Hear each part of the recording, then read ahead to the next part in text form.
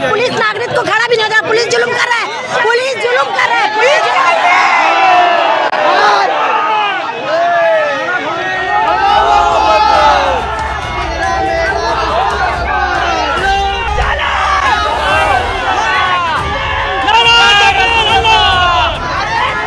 और नमाज में जब उंगली उठेगी तो मुसलमान बिल्कुल भी खामोश नहीं रह पाएगा।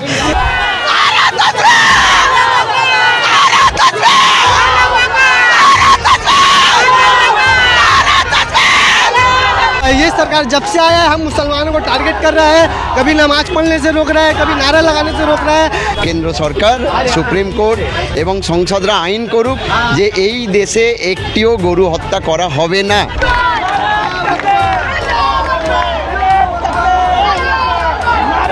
ये राजनीति जो आया है हिंदू मुस्लिम को तोड़ने के लिए आया। यही हिंदुस्तान में सदियों से हिंदू भी आए, मुसलमान भी आए। हम लोग दिवाली भी मनाए, उन लोग ईद भी मनाए।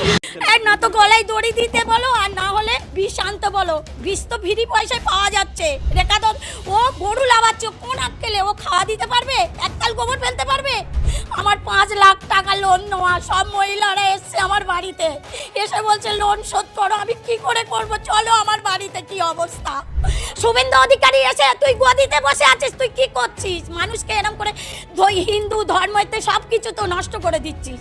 আমাদের ঈদটা করতে দিক, আমরা গরুগুলো বিক্রি করি, কিছুটা যেন অন্তত মুক্ত হই। মুসলিম বা তারাও হিন্দু, তারা তো মিশছে একসাথে। আমরা তো একসাথে আছি। তারা কোনোদিন দেননারি করেনি কি কারু আমাদের গলা ধাক্কান দিইনি। ওদের কুরবানিটা ওদের করতে দাও, আমরা বাঁচি। আমার মতন মহিলা, আমি মহিলা সমিতি থেকে 5 লাখ টাকা নিয়েছি। চলো আমার ব্যাংকে সব আমি জমা দিই, সুদ আসল। কি অবস্থা হচ্ছে? তা গোমাতাকে পারা যাবে না? তাহলে বিহারে তো ফ্রি গরু দিতে পারতো মোদি ফ্রি গরু দিতে পারতো, তো তাহলে তো আমরা সবাই সংবেদন করে আমরা তো গরু চালাতাম। ওদের কুরবানিটা ওদের করতে দাও, আমরা বাঁচি।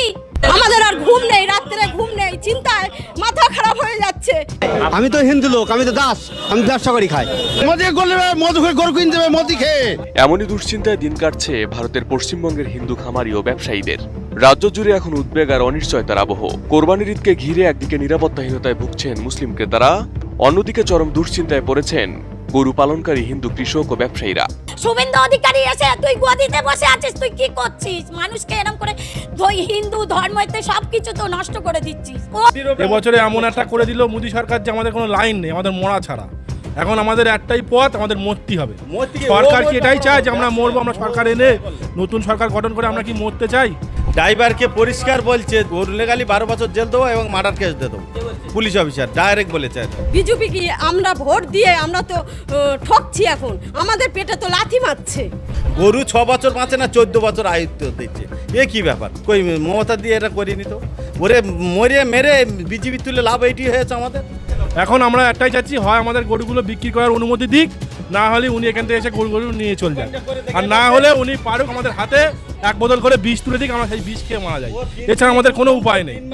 এই যে কবি নামাজ পড়নে से रोक रहा है, कभी नारा लगाने से रोक रहा है। কেন্দ্র সরকার সুপ্রিম কোর্ট এবং সংসদরা আইন করুক যে এই দেশে একটিও গরু হত্যা করা হবে না।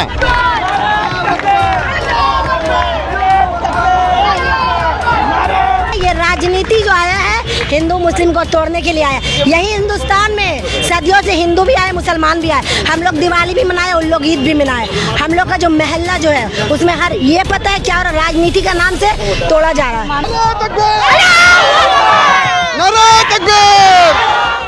জানা গেল সকালবেলা বলা হচ্ছে যে যিনি নাখোদা মসজিদের ইমাম তিনি বলছেন যে গো হত্যা তাহলে সম্পূর্ণ বন্ধ করে দেওয়া হচ্ছে, এবং গরুকে একেবারে সংরক্ষণ করে রাখার জন্য জাতীয় পশু তকমা দিতে বলছে।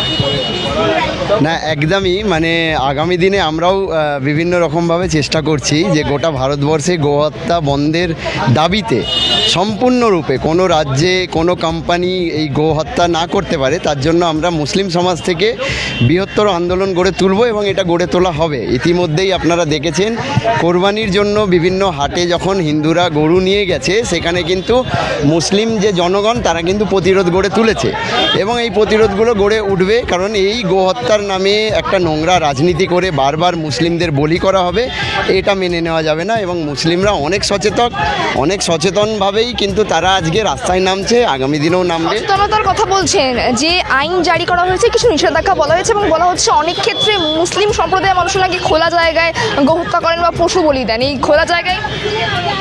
সেটাই তো বলছি, এই যে প্রচার প্রপাগান্ডাগুলো তারা করছে, এটাকে বন্ধ করাতে হবে। এটাকে বন্ধ করার একমাত্র উপায় আমরা মনে করি যে আমরা রাস্তায় নেমে গোহত্যা বন্ধের দাবিতে আন্দোলন গড়ে তুলি এবং আইন করুক কেন্দ্র সরকার, সুপ্রিম কোর্ট এবং সংসদরা আইন করুক যে এই দেশে একটিও গরু হত্যা করা হবে না।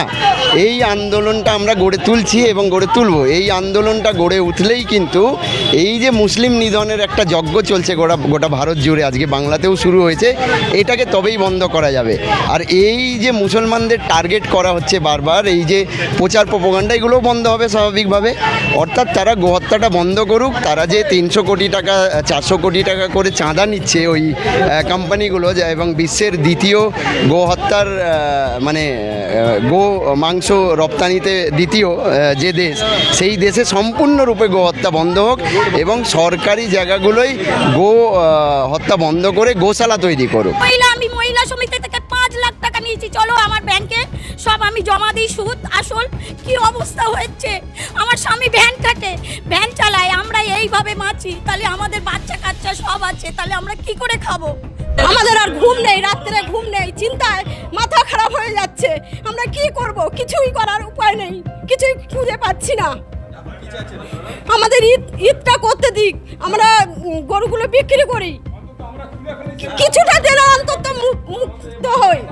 বিধায়িকা হচ্ছে কি আপনার রেখা পাত্র বিভিন্ন জায়গায় রাস্তায় গরু আটকে দিচ্ছে, ওরাও তো ভয় পাচ্ছে। উনি মহিলা হয়ে একটা মহিলাদের কিভাবে কষ্ট দেয়, কিভাবে এরকম ইয়ে করে। উনি তো ঘোষ, গোবরটা ফেলতে বলুন, তারপরে বুঝতে পারবে কতটা কষ্ট। আমার মতন মহিলা, আমি মহিলা সমিতি থেকে 5 লাখ টাকা নিয়েছি, চলো আমার ব্যাংকে সব আমি জমা দিই, সুদ আসল। কি অবস্থা হচ্ছে, আমার স্বামী ভ্যান কাটে, ভ্যান চালায়, আমরা এইভাবে মাছি, তাহলে আমাদের বাচ্চা কাচ্চা সব আছে, তাহলে আমরা কি করে খাবো, কি করে করব? বিজেপি সরকার এসছে, আমরা মানলাম, ভালো হয়েছে, কিন্তু এ কি সর্বনাশ হচ্ছে। এক না তো গলায় দড়ি দিতে বলো, আর না হলে বিষ আনতে বলো। বিষ তো ফ্রি পয়সায় পাওয়া যাচ্ছে। রেখা দত্ত ও গরু লাগাচ্ছে, কোন আক্কেলে ও খাওয়া দিতে পারবে? একতাল গোবর ফেলতে পারবে? ও 1 লাখ টাকা করে পাবে, আমরা কি পাবো? আমরা কি স্বামীকে খাওয়াবো? আমরা বাচ্চা কাচ্চাকে কি খাওয়াবো? ও তো বাচ্চাকে হোস্টেলে দিয়ে মানুষ করাবে, আর আমরা কি দিয়ে মানুষ করাবো? এবং ঈদের সময় তারা বিক্রি করে সেখান থেকে যে মুনাফা, যে অর্থ উপার্জন করেন, সেই দেনাগুলো তারা দেন এবং তার থেকে তাদের সংসার চলে, এই দাবি করছেন। কিন্তু এই সরকার যে নিয়ম করে দিয়েছে, এবারে 14 বছরের নিচে কোনো গরু জবাই করা বা বলি দেওয়া যাবে না, সেই নিয়মের বেড়াজালে রীতিমতো এই গরুগুলো বিক্রি হচ্ছে না। মুসলমানরা এসে এই গরু কিনছেন না, তারা অভিযোগ করছেন যে সরকার আমাদেরকে বিপদে ফেললো রীতিমতো। আমরা চেয়েছিলাম অন্তত আমাদেরকে যদি সময় দিত, কুরবানিটা এবার করতে দিত, তাহলে আমরা পরেবারে অন্য কিছু ভাবতাম। কিন্তু হঠাৎ করে নিয়ম তৈরি করার জন্য মানুষ বিপদে পড়েছেন। তারা বলছেন আমাদের আত্মহত্যা করা ছাড়া আর কোনো উপায় দেখছি না, কারণ লক্ষ লক্ষ টাকা দেনা করে আমরা এই গরুগুলো আমরা চাষ করেছি, এই গরুগুলো পালন করেছি এবং এই ঈদ উপলক্ষেই আমরা বিক্রি করি। কিন্তু এবার আমরা কেউ বলছেন আমরা 15 বছর, কেউ 20 বছর ব্যবসা করছেন, কোনো সময় এরকম ঘটনা ঘটেনি। এই বিজেপি সরকার আসার পরেই কিন্তু তাদের এই সমস্যার সম্মুখীন হচ্ছেন। চলবে কি সেটা পরের কথা, একটু যদি পরে টাকা না দিতে, তেল কেন গলা ধরে দিতে হবে? খুদি টাকা নেওয়া, আমরা কি করবো? টাকা দিয়ে টাকা পরে দিতে হবে না? বৌদির গয়না বন্ধক দেওয়া আছে, তাহলে সেগুলো ছাড়াবো কি করে আমরা? যে ব্যাংকে লোন আছে, আমাদের লোনটা তাহলে মুকাব করে দিক, তাহলে ব্যবসা আমরা ছেড়ে দেবো। এক্ষুনি আমরা কি করব? গরু তো ভুসি দিচ্ছে না, বিচুলি দিচ্ছে না, আমাদের উপায় কি? গরু বা মহিষের ক্ষেত্রে সরকার যে নির্দেশ দিয়েছে, এতে কি সমস্যা হচ্ছে আপনাদের? আমাদের তো লোন নেওয়া আছে, ব্যাংকের পর্চা দেওয়া আছে, আমাদের ভিড়ে বাড়ির পর্চা দেওয়া আছে, তারপরে সুদের টাকা নেওয়া আছে, মোষের লোন নেওয়া আছে, তা এইসব ভুসির দোকানে দেনা আছে, অনেক রকমের বিভিন্ন দেনা আছে। তা আমরা আমার ছেলেটা ধরো এখন এই বিএ পাস হয়েছে, কোনো চাকরি বাকরি নেই, হ্যাঁ, আমি ওই ছেলেকে পড়াশুনো করিয়েছি সব এই ব্যবসায় থেকে, ঘরদোরও করেছি এই 17-18 বছর ধরে খেটে। আমরা নিজেরাই মেরামত করে খেটে খুঁটে, লোকজন রাখিনি, নিজেরাই খেটে খুঁটে ব্যবসাটা চালাই। এই গরুর ব্যবসা করে আসছি, কিন্তু ব্যবসায় একবার লাভ হয় একবার লস হয়, তবু তো আমরা করতে হয়। কি করব, কিভাবে চালাবো, পেটটা তো চালাতে হবে। কিন্তু সরকার এসে, সরকারকে আমরা ভোট দিলাম যে বিজেপি আসলে আমাদের উপকার হবে, ভালো হবে, সেই জন্য আমরা ভোট দিয়েছি। কিন্তু বিজেপি কি আমরা ভোট দিয়ে আমরা তো ঠকছি। এখন আমাদের পেটে তো লাথি মারছে, গরিবদের পেটে লাথি মারছে। আমরা এখন কি উপায়, কি করব? কিছু তো করার মতো নেই। রাস্তা বিক্রি হচ্ছে না, মুসলিমরা নেয়, সেই মুসলিমরাও আসছে না, নিচ্ছে না, বলছে যে এখানে গরু নিয়ে আমরা কি করব, আমাদের রাস্তায় আটকাচ্ছে, আমাদের টাকা আমাদের ফেরত দিন, এই বলছে ওরা। পুলিশ এসেছে 11টার সময়, পুলিশ এসেও বললো, ড্রাইভারকে পরিষ্কার বলছে যে জেল গেলি 12 বছর জেল দেবো, মার্ডার কেস দিয়ে দেবো। পুলিশ অফিসার ডাইরেক্ট বলেছে ওদের। ও এসে বলছে যে এখানে গাড়ি কেন, তো বলছে গাড়ি রয়েছে স্যার, আমি তো জানি না, মালিক এখানে নেই, কিন্তু গাড়িটা খারাপ হয়ে গেছে। খারাপ হয়েছে বলে আমি সারতে এসেছি মেকার। বলে ইয়ে করবি না, ওরে বলছে 12 বছর কিন্তু জেল দিয়ে দেবো। হ্যাঁ, গরু লেগালি বলছে, গরু লেগালি 12 বছর জেল দেবো এবং মার্ডার কেস দিয়ে দেবো। এইসব ওই পুলিশ অফিসার কাল ডাইরেক্ট এসে বলছে। ওই ভাই না এই কাশি না, ওই আমাদের ভাঙড়ে বিজয়গঞ্জ থানা এসে ওরাই তো আসছে কদিন, পরশু দিনে যেন এসছে রাস্তায়। এখন বাচ্চারা যে গ্রাম অঞ্চলের লোক বাইক চাপবে না, হেলমেট মাই দুটো ছেলে ঠেঙিয়েছে, হেলমেট নেই বলে গ্রামের ভেতরে এই কোনায়, তাও এই কন্যারে এসে দুটো ছেলের মেরেছে, এসে এখানে দেখাচ্ছে দুঃখ কাঁদতেস। কী করে এইসবগুলো ঠিক? আগে গরু বিক্রি হয় না, মাথা খারাপ, যে ভুসির দোকানদার বিজলি আলো মোট দেয় না ধার, আমরা কোথায় পাবো? কিন্তু আমাদের তো লেন, ও যদি মনে করে যে হ্যাঁ বন্ধ করে রেখে দেখ, কিন্তু ও লোনটাতে দেখ, বাকিটা আমরা বুঝলে ও লোনটা দিয়ে দেখ। আমাদের ছেলেরা কি করবে, বেকার কমপ্লিট করে বসে আছে তো। ওরা কিন্তু সবচেয়ে